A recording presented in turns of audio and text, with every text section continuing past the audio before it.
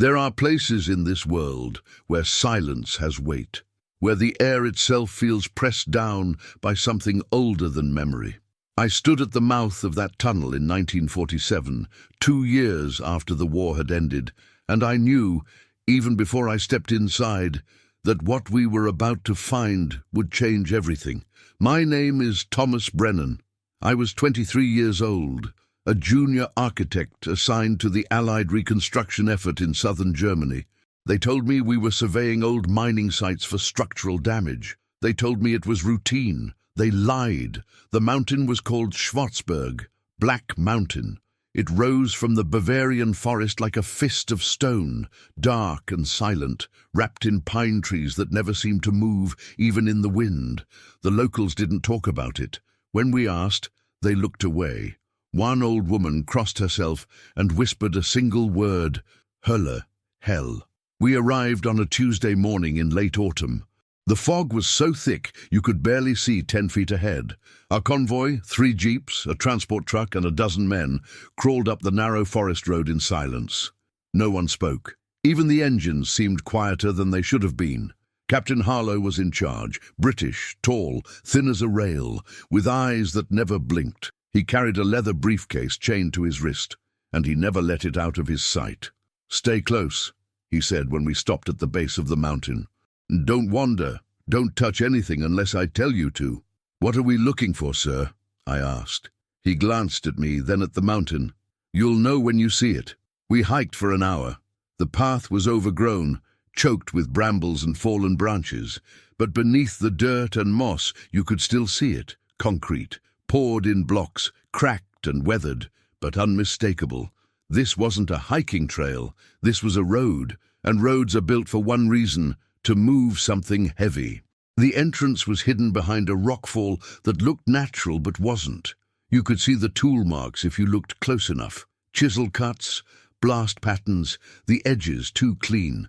It took 3 men with crowbars to pry the first boulder loose. Behind it was steel, a door. Rusted, massive, half buried in the earth, and on it, faint but still visible, was a symbol, an eagle, a swastika, and beneath it stenciled in black paint, KZ Außenlager 19, Concentration Camp Subsite 19. Harlow's face didn't change. He just nodded like he'd been expecting it. "Open it," he said. It took another 20 minutes to force the door. The hinges screamed as it swung inward, and the smell that came out was like nothing I'd ever known. Cold, damp, and underneath it all, metal, oil, and something else, something human. We lit our torches and stepped inside. The tunnel stretched ahead into absolute darkness. The walls were smooth, carved from the mountain itself, reinforced with steel beams every 10 meters. The floor was concrete, stained black in places. There were tire tracks, fresh ones. "Jesus Christ," someone whispered behind me. "How far does this go?" Harlow didn't answer. He just kept walking. We followed. The tunnel sloped downward, gently at first, then steeper.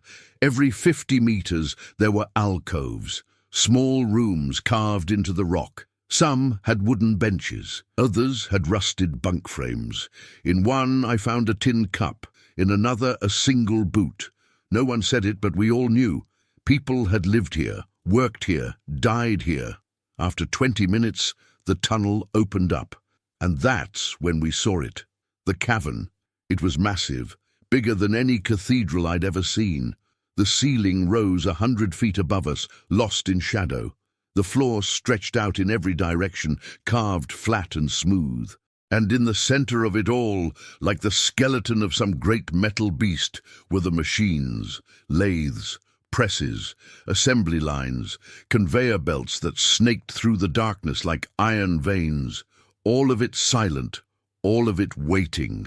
Harlow walked to the center of the cavern and set his briefcase down. He opened it, pulled out a folder, and started reading. "Project Bergwerk," he said quietly. "Mountain work. Construction began in 1943, completed in early 1944. Estimated workforce, 1,200 prisoners, mostly Polish, Russian, and French. Purpose, production of experimental aircraft components, guidance systems, and..." He paused. "Something else." "What else?" I asked. He looked at me. That's what we're here to find out. I turned back to the machines. In the torchlight, they looked almost alive, like they were sleeping, waiting for someone to wake them up. And then I saw it. On the far wall, carved into the stone itself, 10 feet high, was "Hier geschah, darf nie vergessen werden." What happened here must never be forgotten. But someone had tried. Someone had sealed this place, buried it, left it in the dark, and I realized, standing there in that cold, silent tomb, that we weren't the first to find it. We were just the first to come back. Captain Harlow didn't sleep that night. Neither did I. We set up camp in a clearing half a mile from the tunnel entrance. The men built fires, ate cold rations, and spoke in low voices. But Harlow sat alone in his tent, surrounded by files, photographs, and maps spread across a folding table. I brought him coffee around midnight. He didn't look up.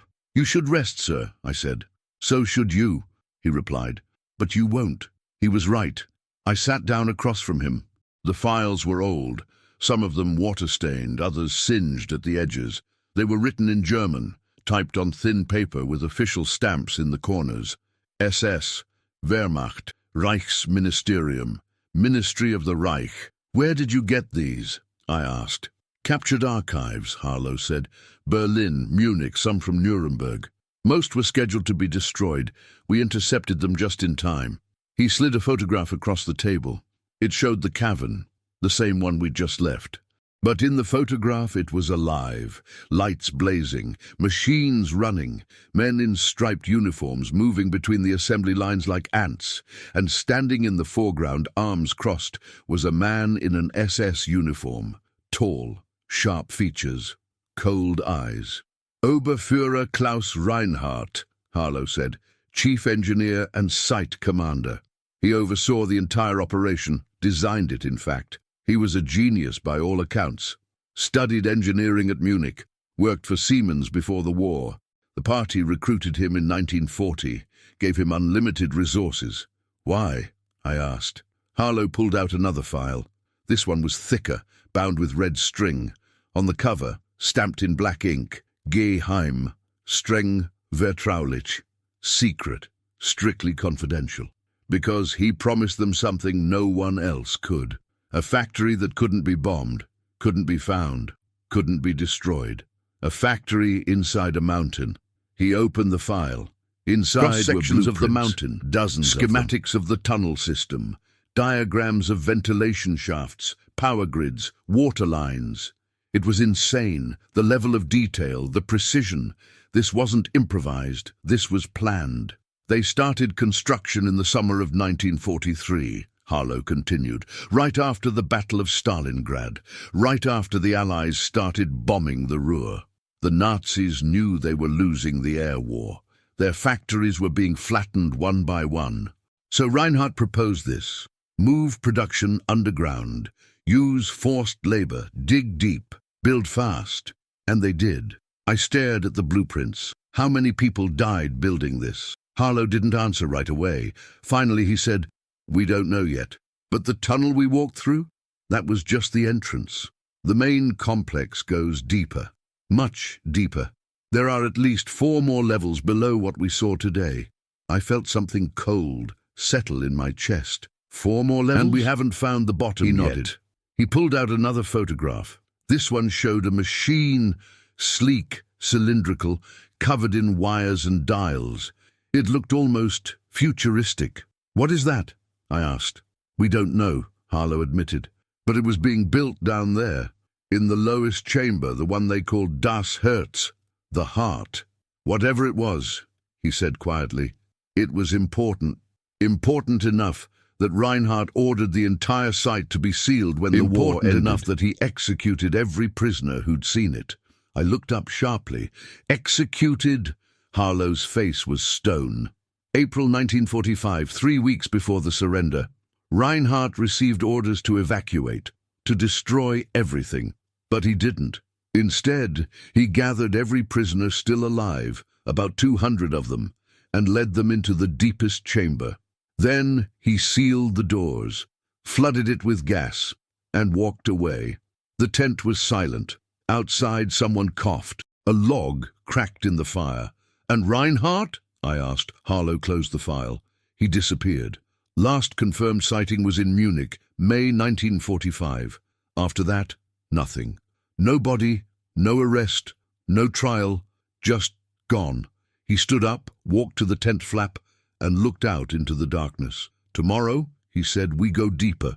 We find out what he was building, and we find out why he killed 200 people to keep it secret. I didn't sleep that night. I kept thinking about the photograph. The man in the SS uniform, the cold, calm expression on his face. And I wondered, what kind of man builds a factory inside a mountain? What kind of man fills it with ghosts? And what kind of secret is worth 200 lives? We went back in at dawn. This time we brought more men, more lights, more equipment. Harlow had called in a team of engineers from the Corps, men who knew tunnels, who'd cleared mines and bunkers across Europe. They moved with calm efficiency, setting up generators, stringing lights along the walls, testing the air for gas. But even they were quiet. Even they felt it, that weight, that silence. We descended slowly. The main tunnel sloped down at a steady angle, wide enough for 2 trucks to pass side by side. Every 100 meters there were branching passages, smaller tunnels that led to storage rooms, workshops, dormitories. Most were empty. Some had been stripped clean. Others looked like they'd been abandoned in the middle of a shift. Tools still on the benches, half-finished parts on the assembly lines, a jacket hanging on a hook. In one room, I found a chalkboard. Someone had written a schedule on it. Times, names, shift rotations. The last entry was dated April 17th, 1945, 3 weeks before the end of the war. I ran my fingers over the chalk. It smudged, still fresh, or maybe just preserved, frozen in time. Harlow called me forward. "Brennan, come look at this." I followed him down a side passage into a larger chamber. This one had been used as a barracks. Wooden bunks lined the walls, 3 levels high, packed together so tightly you could barely walk between them. There were no mattresses, no blankets, just bare wooden slats, stained dark. On the wall, someone had scratched words into the stone. French. Nous sommes ici. Nous existons. We are here. We exist.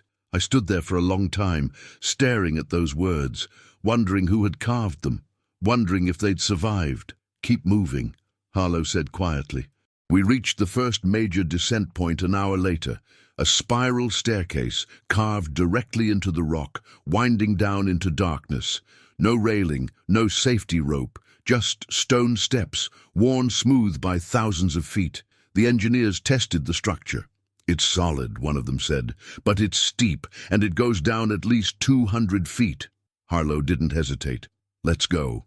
We descended in single file, our lights casting long shadows on the walls. The air grew colder, damper. You could hear water dripping somewhere below. The staircase ended in a tunnel that was narrower than the one above. The ceiling was lower, the walls rougher.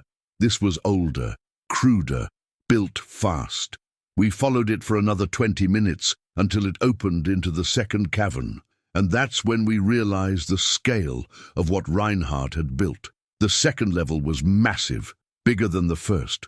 The ceiling was supported by rows of steel columns, each one bolted into the rock. The floor was concrete, cracked in places, but still intact. And along the walls were machines, hundreds of them. Lathes, drills, presses, welding stations, all of them silent, all of them waiting. But what stopped me cold was the rail system. Narrow gauge tracks running through the entire cavern, branching off into side passages, disappearing into tunnels we couldn't see. And sitting on the tracks, covered in dust and rust, were carts, dozens of them. Some were flatbeds, designed to carry equipment. Others were enclosed, like freight cars. And one, just one, was different. It was smaller, reinforced, locked. There was a symbol painted on the side. A red triangle, the marking for political prisoners. Harlow walked over to it slowly. He tried the door. Locked. He pulled out a crowbar and wedged it into the frame. It took 3 tries, but the lock finally snapped. The door swung open. Inside, the air was stale and thick. And on the floor, stacked neatly against the wall, were papers, hundreds of them, files, reports, schematics. Harlow pulled one out and opened it. His face went pale. "What is it?" I asked. He didn't answer. He just handed it to me. It was a technical drawing, a blueprint, but not for a machine, for something else, something I didn't understand. A sphere, suspended in a frame, surrounded by coils and wiring, and at the top of the page, written in neat block letters, Project Hollow Sonni. Project Hollow Sun. "What the hell is this?" I whispered. Harlow was already flipping through more files. His hands were shaking. "It's a weapon," he said quietly. "Or at least, it was supposed to be." He pulled out a photograph. It showed the same sphere from the blueprint, but this time it was real, built, sitting in the center of a chamber, surrounded by men in lab coats, and standing beside it, arms crossed, was Oberfuhrer Klaus Reinhardt.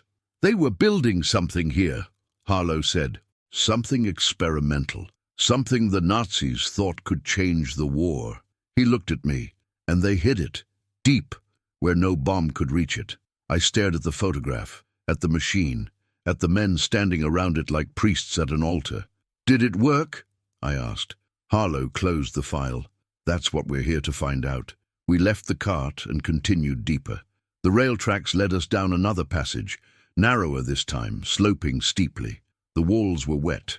The air was cold. And somewhere in the distance I could hear it, a faint hum, like electricity, like something still running. "Do you hear that?" I asked. Harlow stopped. Everyone stopped. We stood there in silence, listening. The hum grew louder, steady, mechanical, alive. "Jesus Christ," someone whispered. "Something's still on down here." Harlow's jaw tightened. "Move," he said. "Now." We ran, led us to a door. Not steel this time, concrete, reinforced, sealed with a wheel lock like a submarine hatch. And beside it, mounted on the wall, was a control panel. Lights still glowing, red, green, yellow, blinking in sequence. "That's impossible," one of the engineers said. "There's no power down here." But there was. You could feel it, buzzing in the air, vibrating through the floor. Harlow approached the panel slowly. He studied it for a moment, then reached out and pressed a button. Nothing happened. He tried another. This time the lights flickered, the hum grew louder, and then, with a deep metallic groan, the wheel lock began to turn. By itself. We stepped back. The door swung open, and the smell that came out was wrong. Not decay, not rot. Just oil, metal, ozone, the smell of machines. Harlow stepped through first. The room beyond was large, maybe 50 feet across, lit by a single row of overhead lights that somehow still worked. The walls were lined with equipment, generators, transformers, battery arrays, and in the center of the room, sitting on a raised platform, was the source of the hum, a machine, cylindrical, 10 feet tall, wrapped in copper coils and thick cables. It was still running. "Jesus," someone whispered. "How is this still on?" One of the engineers moved closer, studying the setup. "It's a closed-loop system," he said slowly, "self-sustaining. They must have designed it to run indefinitely, drawing power from, I don't even know, geothermal maybe, or a buried fuel cell." Harlow didn't say anything. He just walked around the machine, looking at it from every angle, and then he stopped. On the far side of the room there was another door, smaller, unlocked. He opened it. Inside was an office, a desk, a chair, a filing cabinet. And on the desk, perfectly arranged, were papers, reports, notes, a logbook, and a photograph. Harlow picked it up. It showed 3 men standing in front of the machine, all of them in civilian clothes, lab coats, glasses. They looked tired, thin, haunted, but they weren't prisoners. These were the engineers, the ones who'd built this place. Harlow turned the photograph over. On the back, written in pencil, August 1944. Letzte Prüfung, August 1944. He set the photograph down and opened the logbook. It was filled with entries, dates, times, observations, all written in the same careful handwriting. The last entry was dated April 29th, 1945, 5 days before the surrender. Harlow read it aloud. System stable. Power output at 92%. Core temperature within safe limits. Oberfuhrer Reinhardt has ordered evacuation. All personnel to be moved to secondary site. I have been instructed to remain. To ensure the machine continues to run. I do not know if anyone will return.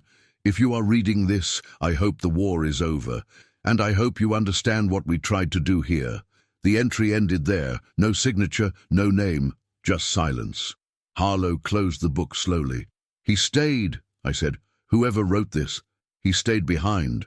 Harlow nodded, and he kept it running. We searched the rest of the room. In the filing cabinet we found more documents, technical specifications, test results. And then at the bottom of the last drawer we found something else. A sealed envelope, addressed to no one. Harlow opened it. Inside was a single sheet of paper, a letter, handwritten. He read it in silence, his face unreadable. Then he folded it carefully and put it in his pocket. What does it say? I asked. He looked at me. It says, he knew, Harlow said quietly.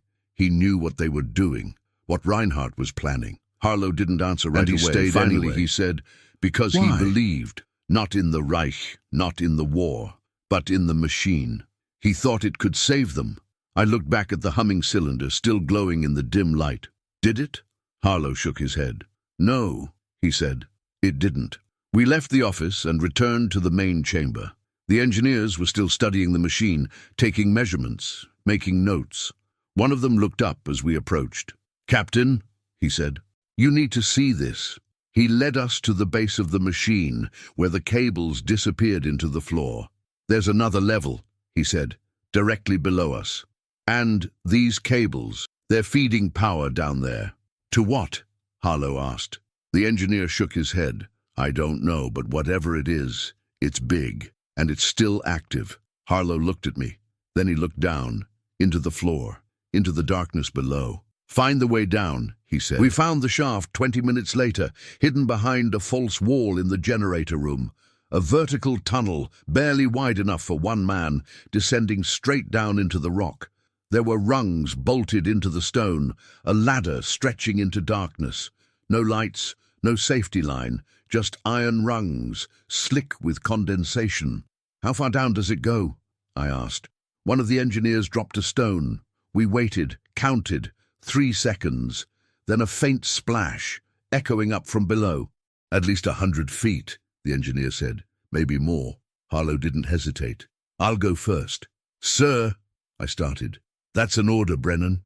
He clipped a flashlight to his belt, tested the first rung, and started climbing down. I waited 10 seconds, then followed. The descent was slow, methodical. Every few feet I'd stop and listen. I could hear Harlow below me, his boots scraping against stone, and beneath that, faint but constant, the hum, louder now, deeper. It wasn't coming from above anymore. It was coming from below. My arms ached, my hands were raw, and then, finally, Harlow's voice drifted up from the darkness. I'm down. There's a platform. Come slowly. I climbed the last 20 rungs and dropped onto solid ground. Harlow was standing at the edge of a narrow ledge, shining his light into the space beyond. And when I looked, I understood why he was silent. The chamber was enormous, bigger than anything we'd seen so far. The ceiling was so high you couldn't see it. The walls disappeared into shadow, and in the center, suspended from the ceiling by massive steel cables, was the sphere. Hol Son, hollow sun. It was bigger than I'd imagined, at least 30 feet in diameter, perfectly smooth, made of some kind of dark metal that reflected the light in strange, shifting patterns. Around it, like the petals of a flower, were curved panels, dozens of them arranged in layers, covered in wiring and instruments. And beneath it all, built into the floor, was a circular platform, a control station. Harlow moved toward it slowly, his light sweeping across the machinery. My God, he whispered, they actually built it. I followed him down a metal staircase onto the platform. Up close, the sphere was even more unsettling. The surface wasn't solid, it looked like liquid, like mercury, shifting and rippling, even though nothing was touching it. And the hum. It was coming from inside. On the control station there were panels, dials, levers, screens. Most were dark, but one, just one, was still lit. A small monitor showing a readout in German. Harlow leaned in, reading. Core stable, containment at full capacity, output 0. System in standby mode. What does that mean? I asked. Harlow straightened. It means it's not active, but it's not off either. It's waiting.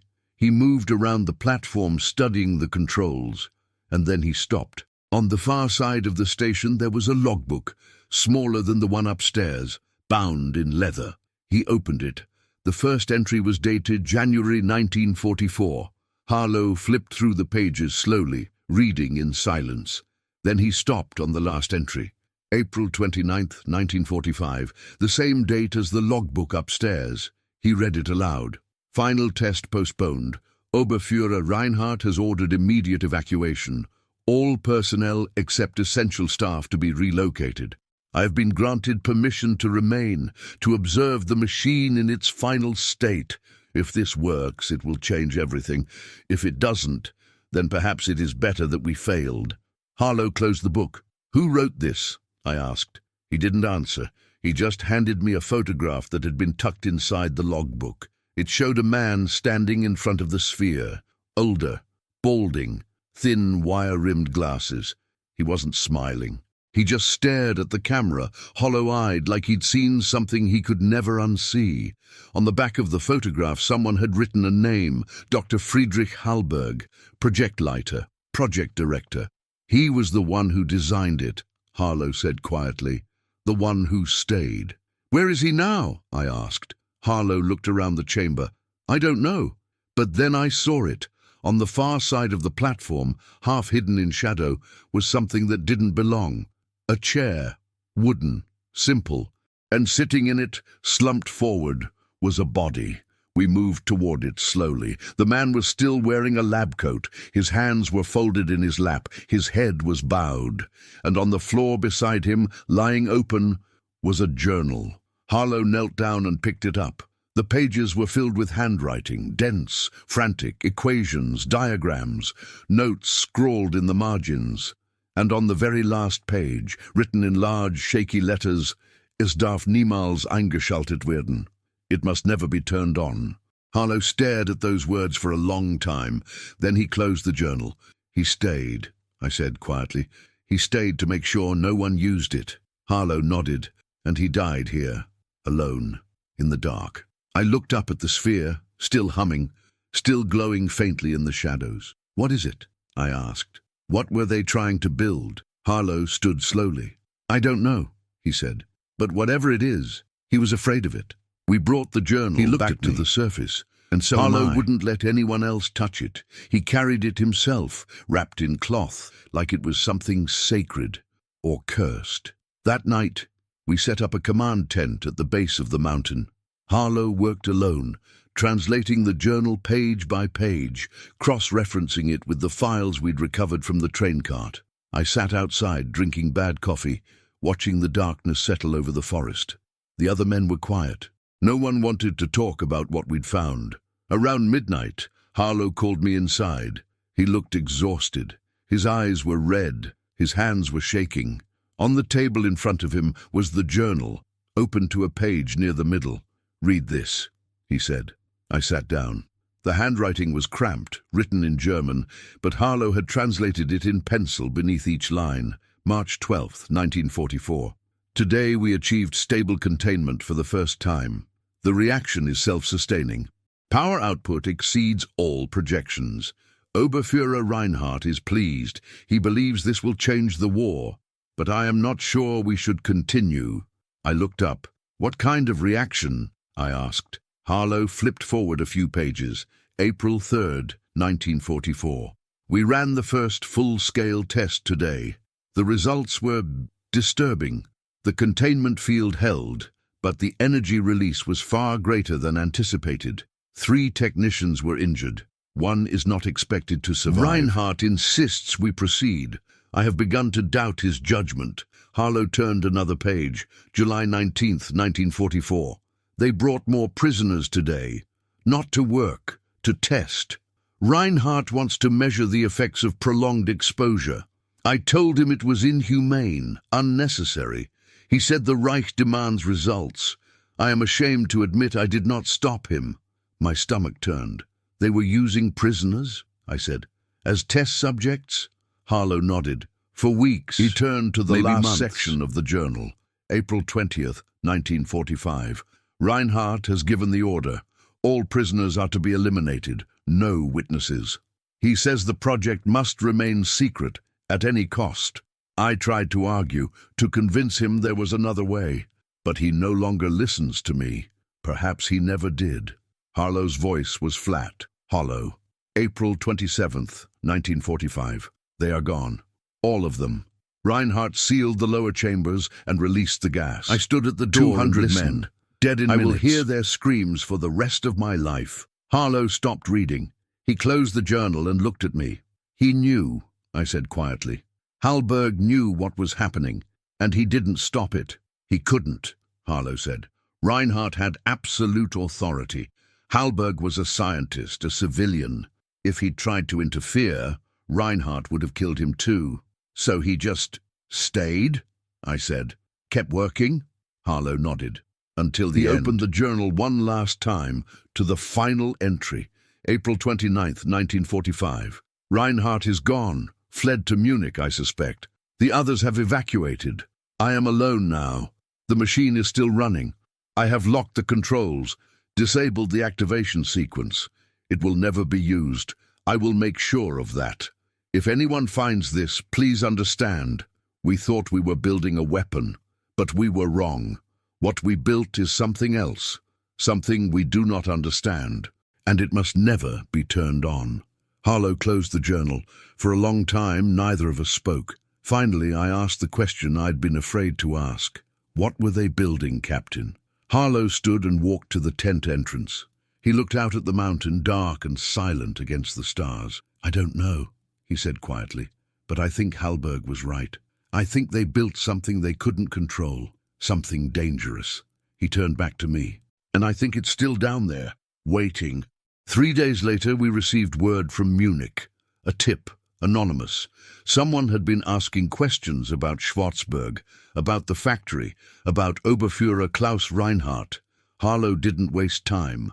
We left the mountain in the hands of the engineers and drove south. Munich was a ruin. The bombings had gutted entire neighborhoods. Buildings stood like broken teeth against the sky. The streets were filled with refugees, displaced families, soldiers trying to find their way home. We met our contact in a cafe near the remains of the Frauenkirche. An older man, German, thin and nervous. He didn't give his name. "You are looking for Reinhardt?" he asked in broken English.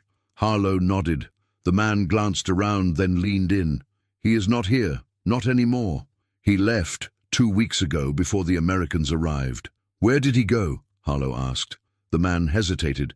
"I do not know, but I have something." He reached into his coat and pulled out an envelope. "He gave this to me, said to hold it, said someone would come asking." Harlow took the envelope, on the front written in neat script, "For die verstehen," for those who understand. Harlow opened it. Inside was a letter, handwritten, dated May 1st, 1945. He read it silently, his face darkening. Then he handed it to me. I read, "To whoever finds this, by now you will have found the factory. You will have seen what we built. You will think we were mad, reckless, evil. Perhaps you are right. But you do not understand what we were trying to do. The Reich was dying. We were losing the war, losing everything. So we reached for something greater, something beyond bombs, beyond bullets. We reached for the sun itself, and we almost succeeded. But Hallberg was weak. He did not have the vision, the courage. He sabotaged the project, locked the controls, ensured that no one could use it. He called it a failure. I call it cowardice. But it does not matter now. The machine is buried, the factory is sealed, and I am gone. You will not find me. But know this, what we built beneath that mountain was not a weapon. It was a key, a doorway, and someday someone will open it. When they do, the world will understand. Oberfuhrer Klaus Reinhardt, 1st May 1945. I set the letter down. My hands were shaking. He thinks he succeeded, I said. He thinks the machine works. Harlow nodded. And he thinks someone will finish what he started. He looked at the old man. Did Reinhardt say anything else? The man shook his head. Only that the mountain remembers, and that the sun is patient. We left the cafe in silence. Outside, the ruins of Munich stretched in every direction, and somewhere, in the shadows, Klaus Reinhardt was still alive, still free, still believing in his buried machine. We went back down that night, just the two of us. No engineers, no witnesses. We told the guards we were doing a final survey, one last check before the demolition. They didn't question it. We descended in silence, past the first level, the second, the generator room, down the shaft, back to the chamber. Whole Sonne was waiting, still humming, still glowing. We stood on the platform, staring up at it. "Are you sure about this?" Harlow asked. "No," I said, "but I think we have to try." I pulled out the journal and opened it to the last page. The equation was complex, dense, but Harlow was trained in engineering. He studied it for a long time. Then he moved to the control panel. "If this works," he said, "we might not be able to stop it. And if it doesn't," he looked at me. "Then we die down here, with Hallberg." I nodded. "Then let's be sure." Harlow took a breath. Then he began entering the sequence. 1 lever, 2, 3. The hum grew louder. The sphere began to glow brighter. The panels around it started to rotate, slowly at first, then faster, and then a sound. Not mechanical, not human. Something else, like a voice, like wind, like something vast and old waking up. The sphere's surface rippled, and for just a moment I saw something, not an image, not a picture, just light, pure, blinding, infinite. And in that light I understood. Whole Sonne wasn't a weapon, it was a lens, a way to see something beyond. Something Reinhardt and the Nazis had tried to harness, something Hallberg had tried to lock away. And now we'd opened it. The light grew brighter, the hum became a roar. Harlow shouted something, but I couldn't hear him. And then silence. The sphere stopped glowing, the hum faded, the light died, and we were alone again. In the dark. Harlow was on his knees, breathing hard. I was shaking. What was that?" I whispered. He didn't answer. He just stared at the sphere. And then he stood, walked to the control panel and shut it down. "We're leaving," he said, "now." We climbed back up in silence, and when we reached the surface, Harlow looked at me. "We never speak of this," he said. "Not to Matthews, not to anyone." "What about the demolition?" I asked. He smiled grimly. "Let them blow it. It's better buried." They destroyed the factory 3 days later, set charges at every level, collapsed the tunnels, brought the mountain down on itself. It took 6 hours. When it was over, there was nothing left. Just rock, dust, silence. Oberfuhrer Klaus Reinhardt was never found. Dr. Friedrich Hallberg's body was never recovered, and Whole Sonne, the hollow sun, was buried forever. Or so they say. I left Germany in the winter of 1947, returned to England, went back to school, tried to forget, but I never did. Some nights I still dream about that chamber, about the light, about the voice that wasn't a voice, and I wonder, did we do the right thing? Should we have left it buried, or should we have tried to understand? I don't know, but I know this. The mountain remembers, and somewhere in the dark the machine is still waiting for someone, someday, to open the door again, and I hope to God they never do.